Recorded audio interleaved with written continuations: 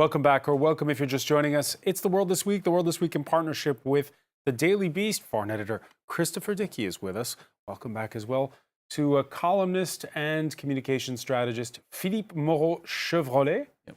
And with us as well, Luke Baker, Paris bureau chief for the Reuters news agency, and from France24.com, Lila Jacinto. We were talking about what's going to happen in northeast Syria after the U.S.'s departure, and we heard Mike Pence, the U.S. Vice President, saying it was full steam ahead. Well, as Pence was speaking Thursday, Emmanuel Macron, France's president, addressing his New Year's greetings to the French armed forces. We will remain militarily engaged in Iraq and Syria with the international coalition for the coming year.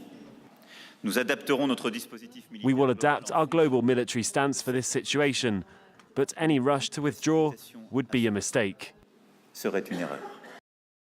Fine words, Philippe Moreau-Chevrolet, but what more can France do if the U.S. really does scale back? Pretty much nothing. We have been trying to influence the U.S. foreign policy for several months. Emmanuel Macron tried to pose as the guy who could rein in Donald Trump, who could really calm him, bring him to reason, could influence him in some way. And it's been demonstrated that he couldn't. And even the French president actually has been humiliated by Trump very recently at several occasions. So we don't have any influence on what Trump could do. The realpolitik that Trump is playing is really harsh on his partners. Or we don't even know if we are still partners with the U.S. I mean, I think that's the key point, is that Trump has become an incredibly unreliable ally. I mean, the worst position in the world to be in right now is to be an ally of the United States under Donald Trump. It's not, we're all talking about Europe, we're talking about the Middle East. We've been writing in the Daily Beast quite a bit about what's going on in Korea right now. It looks like Trump is getting ready to pull troops out of Korea, possibly a lot of troops. This as we have the North Korean envoy visiting the Oval Office. Absolutely. And Kim Jong-un has wanted a deal where we declare peace, you take your troops out, and I'll make a few concessions on denuclearization. Which he wants the U.S. to do as well. Which he wants the U.S. to do as well. It's a crazy situation, but Trump is going to be desperate for a deal. One, among other things, is going to want to distract from all this Russia news. So there's a real risk that he's going to cut a deal in a summit, probably next month, with Kim Jong-un, in which he says, I'm bringing peace to Korea, and we're pulling the troops out of Korea. How does it work in the United States? Does the Pentagon just follow orders when the president says, when the commander-in-chief? Ultimately, they do, or they resign, and that Secretary of Defense James Mattis did, because they just can't stomach it. This is, if you are a soldier, especially if you're a ranking general in the defense establishment, you look at the rest of the world and you say, we need allies. We need the force multiplier that they represent. We need them for deterrent effect. You need allies for all kinds of reasons. What Trump believes is that people should pay the United States to defend them. You know, all this stuff about burden sharing, it's bull. He doesn't believe in burden sharing. He believes in the mercenary philosophy of soldiering. You pay me to defend you. You buy my arms. That's what he wants from NATO. That's what he wants from South Korea. And that's what he wants. Where does he get it? He gets it from Saudi Arabia.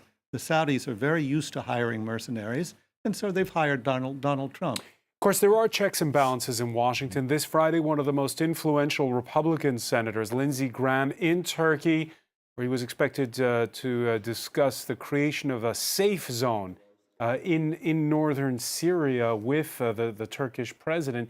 Lila Jacinto, what's going to happen concretely at the border there? Well, concretely, whatever happens with safe zone is always the opposite. It turns out to be a very unsafe zone.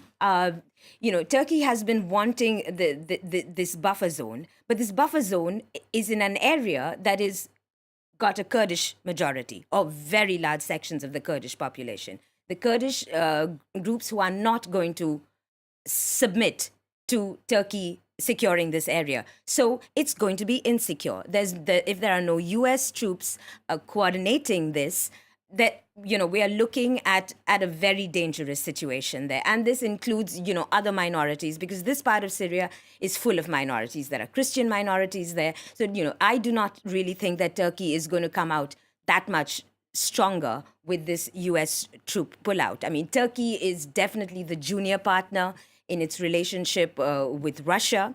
There are other Arab states, other Sunni Arab states that would prefer to actually deal with Assad because in order to calm Iran, which they see as the real problem.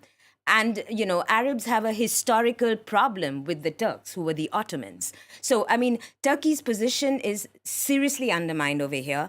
And, the military is not going to be able to manage this. And I really genuinely do not know how Erdogan is going to manage the situation. He will, of course, win the next municipal election coming up because he knows how to play the democratic game. But the Turkish military is not going to be able to cope with the situation. By the way, blame Erdogan for my beloved New York Knicks' 1-point loss to Washington. There was an NBA match played Thursday in London. That's because outspoken Knicks Turkish center Enes Kanter refused to make the trip. He's been the subject of threats and an extradition request by Ankara, all because of his outspoken views on press freedom and the current crackdown on dissent. I feel like, Trump definitely should talk about these issues with what's going on in Turkey, because there are lots of reports out there that people are being getting kidnapped, getting tortured in jail, and, just getting killed. Luke Baker? Well, I mean, it's, it seemed for a while, if Turkey, from what I understand, Turkey hasn't made a formal request for this red notice. They wanted Enes Kanter, right? They wanted him to be extradited. It seems to be a little bit of playing games and raising threats. But the very fact that things like that, which that's another kind of debate, but I mean, they're using Interpol to try and score political points and try to sort of and get a basketball player extradited from the United States to Turkey on some sort of trumped up grounds is frankly absurd. But it's a sort of thing that happens in a world where no one really wants to apply the kind of accepted liberal world, rules-based game. Well, there are thousands of Turkish citizens who have this same fear. This is a Knicks player. And, so he's got some standing. But there are many Turkish people who are living this nightmare, really. And all courage. I mean, I'm a Knicks fan anyway. This man has faced death threats. He hasn't seen his family since 2015. His family is inside Turkey, facing. I mean, he cannot even text his family. They do not have access to computers and to their cell phones because he says that one text message and his family is in danger. So, I mean, this is the reality of so many Turkish citizens living outside Turkey. Leila Jacinta, I want to ask you, in Nairobi this week, scenes reminiscent of the Westgate Mall siege. It left 67 dead over 4 days. This time around, 5 gunmen storming an upscale hotel and office complex in the Kenyan capital. 21 killed, as well as all of the assailants. Once again, Somalia's Al-Shabaab militias claiming responsibility. Now, you covered the Westgate Mall attack for France 24. Your thoughts on this attack? I tell you, Francois, I was very heartened to see the security response a lot better this time than during the Westgate attack. That was an utter mess. It was the special forces, the special police forces that moved in, and we have a much lower death toll, and the situation was calm. Having said that, this also underscores how perennially insecure this place is. I mean, Al-Shabaab has taken a hit with U.S., especially U.S. drone strikes in the area. But this underscores how difficult it is really to keep the security situation in a city like Nairobi intact. And Al-Shabaab can use any pretext. The old pretext was there are Kenyan troops in Somalia. And there are Kenyan troops in Somalia. But even if Kenyan troops withdraw from Somalia, they still look at Nairobi as the place to make a media splash. And every time they do it, it's not so much how many civilians they manage to kill, is so much as where they manage to target. And, this riverside, this whole estate has embassies near it. It has a lot of internationals. And so this is really a call by Al-Shabaab saying, look, we're still around and it doesn't take a lot for us to mount these kind of attacks. The interesting little element of this story, leaving aside the attack itself was dreadful, but the reaction of some photos that were published by the New York Times, and there was a huge outpouring of anger from Kenyans online on Twitter, sort of demanding that these photos were pretty graphic, showing the attack in one area of that complex. and I found that kind of interesting because I think there's this sense of, lives in Africa or in Kenya and these attacks being sort of somehow cheapened by being shown and put it on the front page of the newspapers. And it was really full on kind of reaction. So you see this kind of also a kind of this anger that comes out on social media that's really aimed at sort of the way that a perception in Kenya that the West perceives them somehow as sort of cheaper and not so valued. Yeah. Philippe Chevrolet? The use of attacks as a PR stunt by terrorists is always it's always happening in Kenya. I mean, it's because it's an entry point to all the English-talking media. So it's like we use Kenya as a way to reach the global media system. It's very efficient. We saw that a lot in Paris too. But it's we kind of managed to put it down a little bit. I mean, hopefully. He's not out of jail, but Ivory Coast's former president has been cleared of genocide charges in a case that some see as maybe even the death knell for the International Criminal Court as we currently know it. Laurent Gbagbo and his youth wing leader Charles Blé Goudet accused over the post-electoral violence in 2010-2011 that left 3,000 dead. The defense was so sure of itself that it waived its right to call witnesses. The judges who were scathing when they addressed the prosecution. There is no need for the defense to submit further evidence as the prosecutor has not satisfied the burden of proof in relation to several core constitutive elements of the crimes as charged. So how do you do it, Christopher Zeki? How do you make an international criminal court where the prosecution isn't perceived to be political, where justice appears to be blind? Well, I think we have to start by asking whether Gbagbo really was guilty of these things. I mean, is it conceivable that, in fact, they couldn't make the case because there wasn't enough evidence to nail him on it? I mean, once you get into the courtroom in a case like this, and the charge is something as dramatic as genocide, then it's not being tried in the press. It is being tried in the court. It is being tried in a situation where you do have to offer proof. Now, I confess, it's not a case that I followed very closely, but it seems to me that we are assuming that he was guilty and that this is completely screwed up because he was found innocent.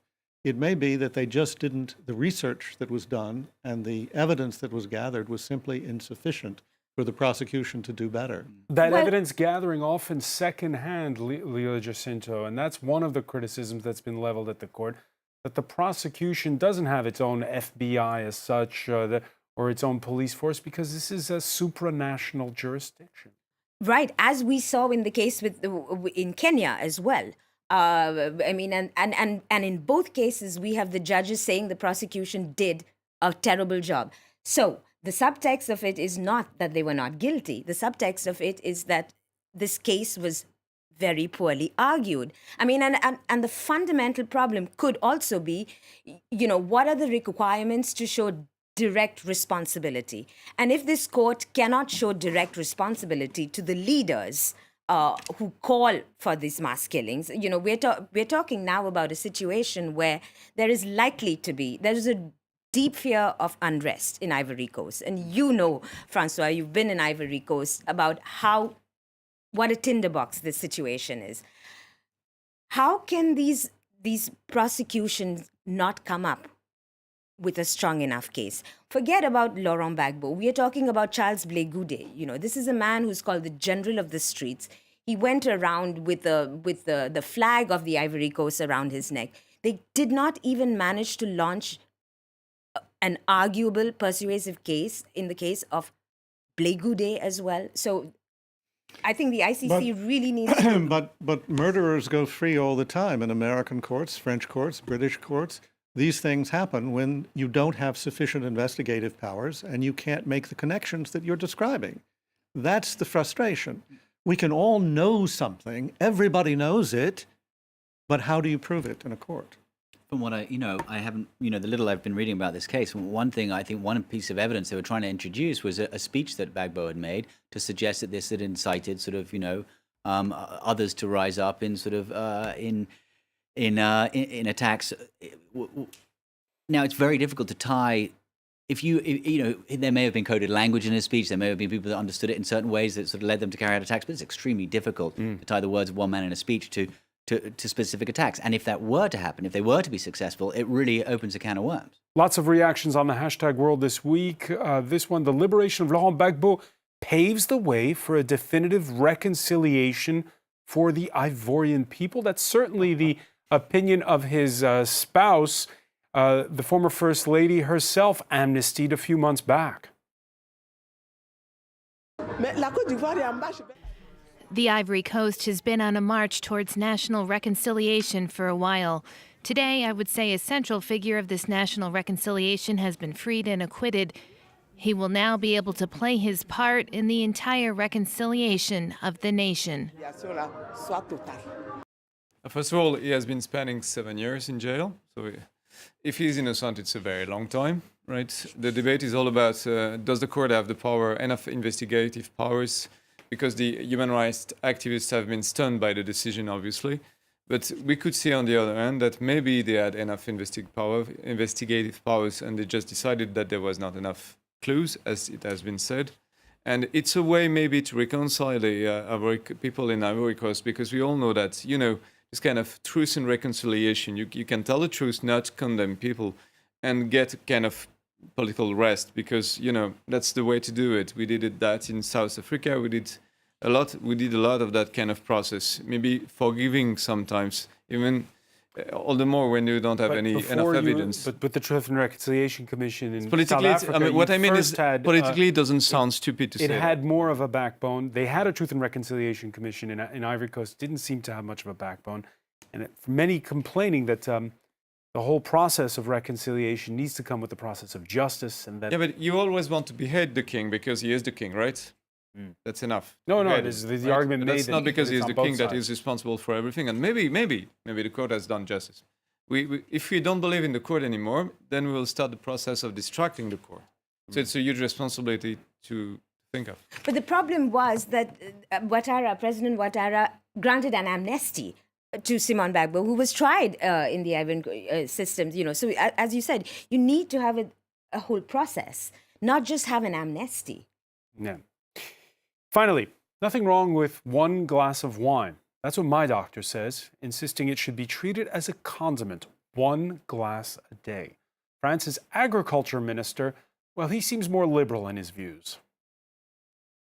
No, I don't think that wine is like other alcohol. Alcohol addiction is very serious, most notably with youth and binge-drinking culture. But I have never seen a young person who exits a nightclub and is drunk because they drank a Côte du Rhône, a Gros Hermitage, a Bordeaux, or a Costière de Nîmes. Never. Jamais. Yeah, because it's too expensive for you. Otherwise, they would drink the wine. Especially the Gros Hermitage. If you want to put Gros Hermitage to use, please do it. Try it as a test. I think they will drink it and they will love it. Hang on. Among those up in arms over this, it's an old white man. I mean, he doesn't know what he's saying. He's trying to protect the lobby. In France, we have a huge lobby for the wine. Yeah. And we need to defend it in a way because it's been attacked on all sides by the US, by China, by everyone. And we need to protect our market, obviously, but that's not the way to do it. Yeah, an important point. This is not the health minister speaking; it's the agricultural minister. Yeah, but he should talk to the because I think the health minister did say, did she not, that you need to kind of limit your intake. And France, I think, does have among the highest proportions of red wine consumption in the world, which kind of seems natural to me. I think Macron's even said that he drinks 2 glasses of wine a day, which I frankly can't believe. But I think he wants to appeal to the broader French public. The higher ratio of alcohol to people, the higher ratio is in Vatican City, by the way, because of that's true, because of diplomatic relations. We hope. I thought Eucharistic wine. No, listen, you want to go to a place where people really get popped. Go to Saudi Arabia, Kuwait, any of the countries that ban alcohol, and there people drink like fish. It's unbelievable. Hard liquor. And hard liquor, right? Yeah, the idea is to get as drunk as you can, as quick as you can. Now, Philippe saying that they don't drink a lot of wine. Philippe saying that those wines, the reason young people don't drink those wines is because they're too expensive. It's a cultural thing. Among those up in arms over these remarks is the vice president of France's National Association for the Prevention of Alcoholism and Addiction. And he brought out in a tweet statistics that show 18% of the young do use wine and 25% champagne. Very cheap champagne. I was going to say, we've had the yellow vest movement, but it seems like maybe today's youth has more money than we first thought. No, you've got every kind of champagne. You can have very cheap champagne if you want. Go to your next door store. You will find champagne very cheap, but that's not real champagne. It's not. When he's talking about Côte d'Or and Crozet Hermitage, he doesn't think about that kind of cheap liquor. He's thinking that, okay, it's kind of a social, it's a Macron thing, okay? They don't hear themselves when they talk, but it's like despising all the guys that don't drink Côte d'Or or Crozet Hermitage. It's like saying, we drink the good stuff, that's not alcohol. These guys, these beasts, they get drunk on cheap things that they shouldn't be drinking, but we will teach them how to drink properly. I mean, it's at least it looks a little classy. Immensely despising. If the youth are getting drunk on champagne and Crozet Hermitage, it has a little class to it at least. They're not drinking alcopops like in the UK. Yes, and kind of, it's a question of class. They are Exactly my point. And that's exactly what he's talking about. It's a question of class. Lila Jacinto, the nation that once used to serve wine in high schools, once more, the fact that people are outraged, showing that France is becoming, well, a little more like the rest of the world. Probably. I mean, they're taking their health seriously, but it's also, bashing a minister for saying a very stupid thing. All right. Yeah, well, sure. Yeah, I think he was drunk, no? it was on breakfast radio, so I hope not. He had a little Calvados, actually, to the starter. Philippe Chevrolet, I want to thank Lila Jacinto, Christopher Dickey, Luke Baker. Stay with us because Media Watch is next.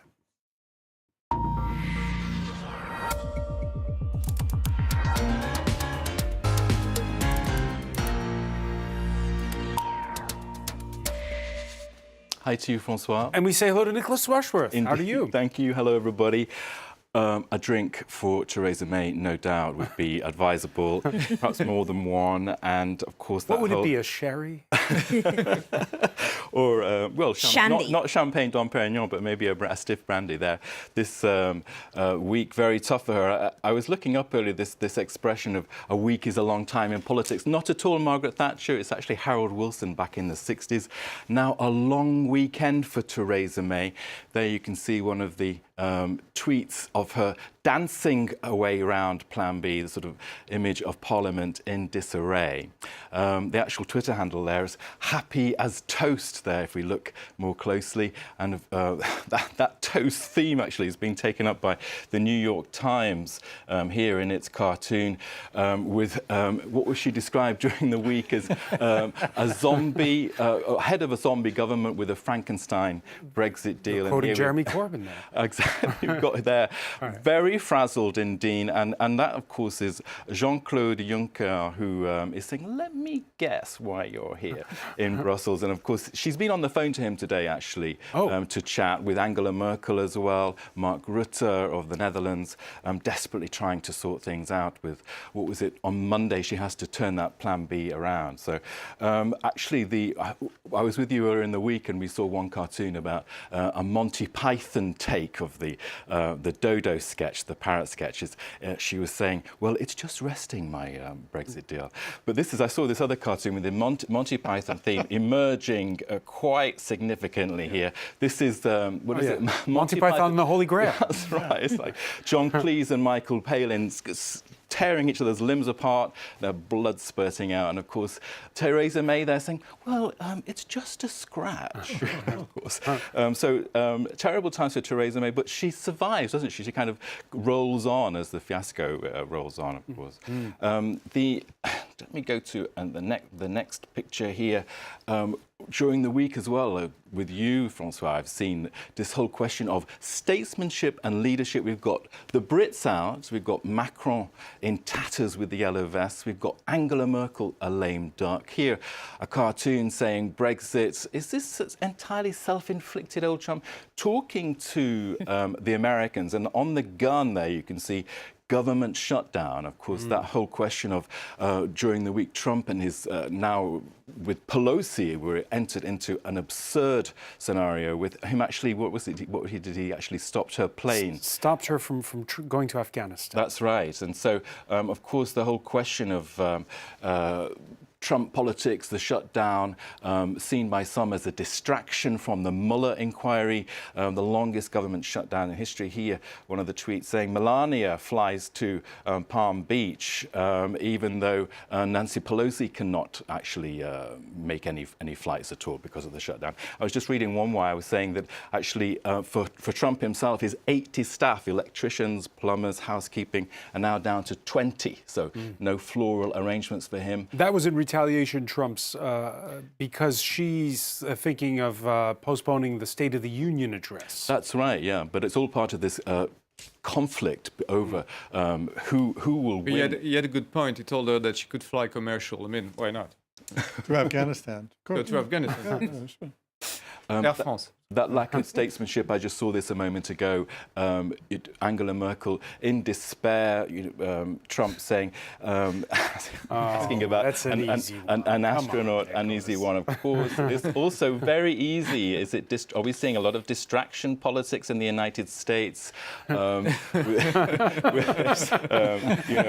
hashtag Felony Friday? What is this?